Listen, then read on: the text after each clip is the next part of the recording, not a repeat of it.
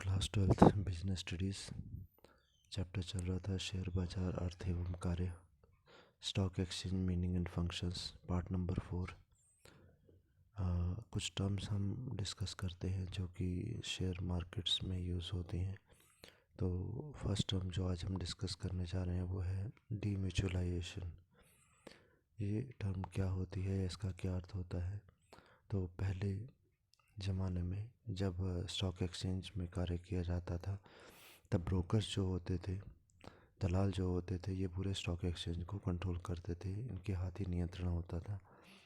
कुछ एक कार्य भी करते थे ऐसे जिससे जो कि इन्वेस्टर्स को जो होते हैं विनियोजक, उनको वो कार्य पसंद नहीं आते थे। ये केवल अपने हित के लिए, अपने लाभ के लिए ही ज़्यादा कार्य करते थे, चाहे थोड़ा बहुत नुकसान जो है वो क्लाइंट्स को हो जाए। इनके उन कार्यों के कारण जो क्लाइंट्स होते थे, ये इन्वेस्टर्स और परचेजर्स सेलर होते थे, उनको और ब्रोकर के बीच में मतभेद जो है वो हमेशा बना रहता था। तो इसी कारण से सरकार ने फिर स्टॉक एक्सचेंज का डीम्यूचुअलाइजेशन किया। डीम्यूचुअलाइजेशन से क्या हुआ कि जो ओनरशिप और कंट्रोल है वो दोनों अलग हो गए। स्टॉक एक्सचेंज की जो ओनरशिप है, अधिकार जो है, कंट्रोल, नियंत्रण जो है, उनको अलग किया गया। इसे ब्रोकर अपने निजी लाभ के लिए स्टॉक एक्सचेंज का प्रयोग अब नहीं कर सकते। ब्रोकर अब केवल वहाँ पर ट्रेडिंग करवा सकते हैं, कर सकते हैं, और कंट्रोल और ओनरशिप जो है, उनका नियंत्रण और जो स्वामित्व है वो शेयर होल्डर्स को चला गया। फिर बॉम्बे स्टॉक एक्सचेंज और न्यूयॉर्क स्टॉक एक्सचेंज आदि सभी पब्लिक लिमिटेड कंपनीज के रूप में कार्य करने लगे। अब इनको पब्लिक लिमिटेड कंपनीज का जो है वो दर्जा दे दिया गया। नेक्स्ट टर्म जो है वो डीमेटलाइजेशन शब्द है जो कि डीमेट के लिए प्रयोग किया जाता है। पहले हमारे जो शेयर सर्टिफिकेट्स होते थे, शेयर सर्टिफिकेट का मतलब जब किसी व्यक्ति ने शेयर खरीदा तो कंपनी ने उस शेयर के बदले में उसको एक सर्टिफिकेट लिख करके दिया कि आपके इतने रुपए हमारे पास आ गए हैं और आप इतने रुपए के कंपनी के मालिक हो गए। इसे शेयर सर्टिफिकेट कहा जाता है। तो पहले ये कागज़ जो इशू किया जाता था, ये फिजिकल रूप में होता था, कागज़ के रूप में होता था। इसे हार्ड कॉपी के रूप में बचा के रखना थोड़ी समस्या होती थी। इसकी चोरी, थेफ्ट हो सकती थी, फॉर्जरी, डिले इन पेमेंट, देरी हो सकती थी डिलीवरी देने में, या फिर चूहों से के द्वारा इसको नष्ट सामान्यतः होना पाया गया। दीमक के द्वारा इसे खाया जा सकता था। मॉइस्चर में ये कागज़ भी ख़राब हो सकता था। इन्हीं हार्ड कॉपीज़ को अब सरकार ने बोला कि इसको सुरक्षित रखना थोड़ा मुश्किल है, तो इनको हम लोग क्या करें कि इनको ऑनलाइन कर दें, ऑनलाइन शेयर्स में इसको परिवर्तित कर दें। तो ऑनलाइन शेयर में शेयर सर्टिफिकेट को परिवर्तित करने की जो प्रक्रिया है उसे ही डीमेटलाइजेशन कहा जाता है। इससे शेयर जो है इलेक्ट्रॉनिक फॉर्म में परिवर्तित हो जाते हैं, जिनकी ऑनलाइन ट्रेडिंग जो है फिर वो संभव हो पाती है। ट्रेडिंग मतलब व्यापार करना। डीमैट अकाउंट में हमारी सारी सिक्योरिटीज़ इलेक्ट्रॉनिक फॉर्म में रहती हैं। इसमें इलेक्ट्रॉनिक बुक एंट्री सिक्योरिटीज़ को होल्ड करने व ट्रांसफ़र करने की जाती हैं। इसी अकाउंट से हमारा जो डीमेटलाइजेशन अकाउंट है, डीमैट अकाउंट इसको कहा जाता है। इसी में इलेक्ट्रॉनिक बुक एंट्रीज की जाती हैं। सिक्योरिटीज़ को अपने पास रखने की, होल्ड करना मतलब अपने पास रखना या फिर ट्रांसफ़र करना, किसी और को देना। ये डीमेटलाइजेशन अकाउंट को डीमैट अकाउंट कहा जाता है। हमारे शेयर्स, डिबेंचर्स को हम डीमैट अकाउंट में इलेक्ट्रॉनिक फॉर्म में रखते हैं। यहीं से उन्हें हम बेच भी सकते हैं, डीमैट अकाउंट से खरीद भी सकते हैं। सिक्योरिटीज़ को डिजिटल फॉर्म में डिपॉजिटरी में डीमैट अकाउंट खोलकर रखा जाता है। हम डिपॉजिटरी के थ्रू डीमैट अकाउंट खुलवाते हैं और उसमें हम अपनी सिक्योरिटीज़ को रखते हैं। सिक्योरिटीज़ का मतलब यहाँ पर शेयर्स, डिबेंचर्स इत्यादि से है।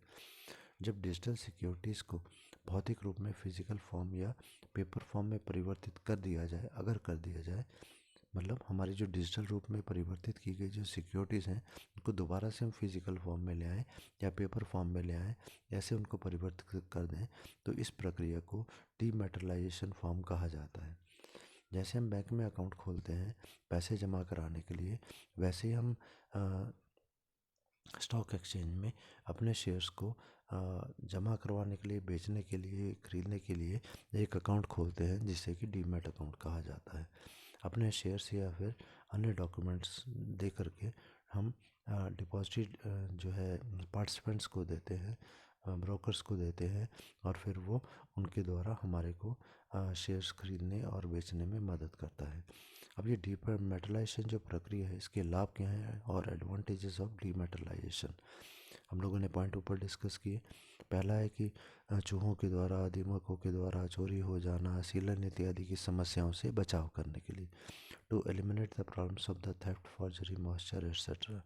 सेकंड है प्रतिभूतियों के हस्तांतरण को सुविधाजनक बनाना। हस्तांतरण मतलब ट्रांसफ़र करना, दूसरे को बेचना। सुविधाजनक मतलब आसान बनाना। To enable the transfer of the securities through the demat account, ताकि डीमैट अकाउंट के द्वारा हम आसानी से अपने शेयर्स को बेच और ख़रीद सकें। थर्ड पॉइंट है सिक्योरिटीज़ कैन बी प्लेस्ड और हाइपोथेटिकेटेड। अब जो प्रतिभूतियाँ हमारी होती हैं, या तो हम उनको गिरवी रख सकते हैं या दृष्टिबंधक करवा सकते हैं। गिरवी रख के उसके बदले में कोई चीज़ जो है वो जमानत के रूप में इनको रखा जा सकता है। तो प्लेजिंग में कोई वस्तु की भौतिक स्पुर्दगी, फिजिकल डिलीवरी दे दी जाती है। अब जब इनको गिरवी रखा जाता है तो उसकी प्रक्रिया क्या होगी कि प्लेजिंग जो होती है, गिरवी रखना, इसमें हम किसी व्यक्ति को वस्तु सौंप देते हैं, उसकी फिजिकल डिलीवरी या भौतिक स्पुर्दगी दे दी जाती है। जबकि हाइपोथिकेशन या दृष्टिबंधकता क्या होती है, इसमें वस्तु जो है भौतिक रूप में सौंपी नहीं जाती। वस्तु हमारे ही पास रहेगी, हम उसका प्रयोग करते रहेंगे, परंतु वस्तु उसकी होगी जब तक हम उसका पैसा नहीं लौटा देते। No physical possession is transferred. चौथा पॉइंट है ग्रेटर स्पीड एंड एक्यूरेसी। यहाँ पर ट्रांजैक्शन की जो स्पीड है, गति है और शुद्धता है, एक्यूरेसी जो है बहुत तीव्र होती है। अब नेक्स्ट जो पॉइंट हम डिस्कस करेंगे वो है डिपॉजिटरी। डिपॉजिटरी क्या चीज़ होती है? देखें, जिस प्रकार हम धन को बैंक में जमा करके रखते हैं ताकि वहाँ पर वो सुरक्षित रहे, वैसे ही इस संस्थान या डिपॉजिटरी या इंस्टीट्यूशन में सिक्योरिटीज़ को इलेक्ट्रॉनिक या डिजिटल फॉर्म में हम लोग सुरक्षित रखते हैं। ये टेक्नोलॉजिकल स्टोरेज सिस्टम होता है, तकनीकी भंडारण व्यवस्था होती है। यहीं से हमारे लिए सिक्योरिटीज़ का क्रय और विक्रय, परचेज और सेल ट्रेडिंग होती है। इससे सिक्योरिटीज़ में चोरी हो जाने, theft, miss handling, misplacement, fraud इत्यादि से बचा जा सकता है। इससे ऑनलाइन ट्रेडिंग जो है वो संभव हो पाती है, क्योंकि जब हमने अपनी सिक्योरिटीज़ को डिपॉजिटरी में रख दिया तो ऑनलाइन हम उसे क्रय और विक्रय कर सकते हैं। इस समय भारत में दो डिपॉजिटरी जो हैं वो मुख्य रूप में कार्य कर रही हैं। फर्स्ट डिपॉजिटरी हमारी जो है वो है national securities depository limited, short में इसे अधिकतर NSDL कहा जाता है। ये जो NSDL है, ये भारत की सबसे प्रथम, सबसे पहली और सबसे बड़ी डिपॉजिटरी है। ये जो डिपॉजिटरी है ये UTI, unit trust of India, IDBI तथा नेशनल स्टॉक एक्सचेंज या NSE के जॉइंट वेंचर से या जॉइंट वेंचर के रूप में कार्य करती है। इनके मिश्रित उपक्रम के रूप में ये कार्य करती है। सेकंड जो डिपॉजिटरी है वो है central depositories services limited, CDSL। यह भारत की दूसरी सबसे बड़ी डिपॉजिटरी है, जो कि बॉम्बे स्टॉक एक्सचेंज और बैंक ऑफ इंडिया का जॉइंट वेंचर है, संयुक्त उपक्रम है। डिपॉजिटरी से हम सीधा संपर्क नहीं कर सकते। डिपॉजिटरी से यदि हमें संपर्क करना है तो फिर हमारे को डिपॉजिटरी पार्टिसिपेंट, जिसे कि DPs कहा जाता है, उनकी सहायता लेनी होती है। अब ये डिपॉजिटरी पार्टिसिपेंट कौन कौन हो सकते हैं? ये कोई बैंक हो सकता है, ये कोई कंपनी हो सकती है, कोई फाइनेंशियल इंस्टीट्यूशन हो सकता है, वित्तीय संस्था, या फिर स्टॉक ब्रोकर्स हो सकते हैं, जो हमें मार्केट कंडीशंस के बारे में बताते रहते हैं। एक फ्लो चार्ट बनाया गया, इसे देखें ज़रा। डिपॉजिटरी से जब हमें संपर्क करना है तो डिपॉजिटरीज पार्टिसिपेंट्स या DP से संपर्क करना होगा। और किसे करना होगा? बायर्स या सेलर ऑफ सिक्योरिटीज़ को। जो भी सिक्योरिटीज़ को क्रय या विक्रय करना चाहता है वो DP से संपर्क करेगा, DP फिर हमारे को डिपॉजिटरी से संपर्क करवाएगा।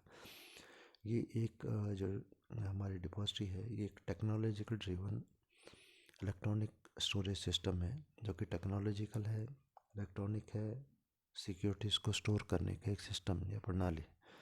इसमें किसी फॉर्म शेयर सर्टिफिकेट का प्रयोग नहीं होता।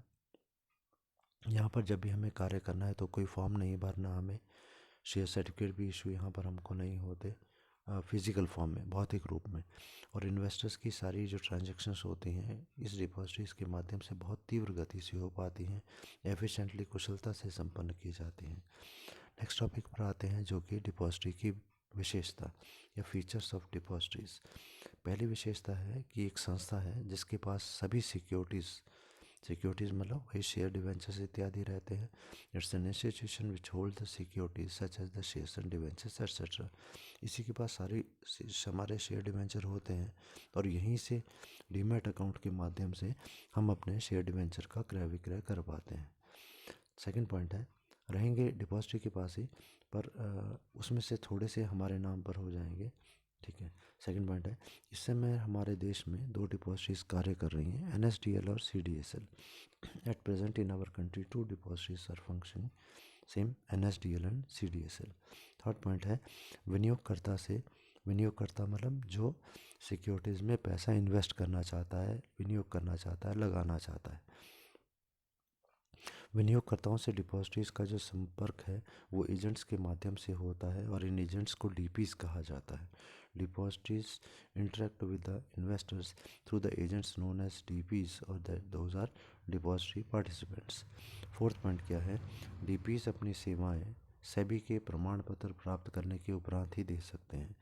DPs can offer services only after attaining the certificate from the SEBI. ऐसा नहीं है कि DP आए, कोई व्यक्ति बोले मैं DP का कार्य करूंगा और मैं सीधा ही वहाँ के कार्य शुरू कर दे, ऐसा नहीं होता। Securities exchange board of India से उसे एक सर्टिफिकेट प्राप्त करना होगा, उसके बाद ही वो DP के रूप में कार्य कर सकता है। पांचवा पॉइंट हमारा है, विनियोगकर्ता वही बात है, इन्वेस्टर है जिसने पैसा लगाना है, को डिपॉजिटरी में एक खाता खुलवाना पड़ता है। ये खाता या अकाउंट वो DPs के माध्यम से ही खोलता है और इस अकाउंट को हम लोग बोलते हैं डीमैट अकाउंट। डीमैट और कुछ नहीं है, डीमैटलाइजेशन का ही शॉर्ट फॉर्म है। Investors have to open the depository account with any DP known as demat account. अब सिक्स पॉइंट है, डिपॉजिटरीज जो है DPs की सहायता से सिक्योरिटीज़ का इलेक्ट्रॉनिक ट्रांसफ़र करती हैं और सेटलमेंट भी करती हैं। डिपॉजिटरी कैसे करेगी, डिपॉजिटरी पार्टिसिपेंट की मदद से। डिपॉजिटरी में तो सारे की सारी सिक्योरिटीज़ पड़ी हैं, जितनी भी सिक्योरिटीज़ कंपनी की हैं, लिस्टेड हैं। अब जो DPs हैं वो कार्य करते हैं, वो उनको इधर से उधर बेचने का, खरीदने का, इलेक्ट्रॉनिक रूप में ट्रांसफ़र करने का, जो समझौते एग्रीमेंट आपस में हो रहे हैं उनको सेटल करवाने का कार्य DPs करवाते हैं। तो depositories with the help of the DPs control the electronic transfer of securities and the settlement of transactions. Seventh point हमारा है, डिपॉजिटरीज जो होती हैं बैंक ऋण के बदले में डीमेटलाइज्ड सिक्योरिटीज़ को दृष्टिबंधक करवा सकती हैं। यदि बैंक लोन वगैरह लिया गया तो उसके बदले में डिपॉजिटरी जो है वो हमारे कुछ जो सिक्योरिटीज़ हैं उनको दृष्टिबंधक करवाएंगी। तो depositories can hypothecate dematerialise securities against the bank loan. आठवें पॉइंट पर आते हैं, डिपॉजिटरी बोनस शेयर की रसीद इलेक्ट्रॉनिक रूप में जारी कर सकती हैं, ठीक है। हमने कहा कि इलेक्ट्रॉनिक फॉर्म में सारे शेयर को ट्रांसफ़र किया जाता है। So depositories issue the receipt of the bonus share in electronic form.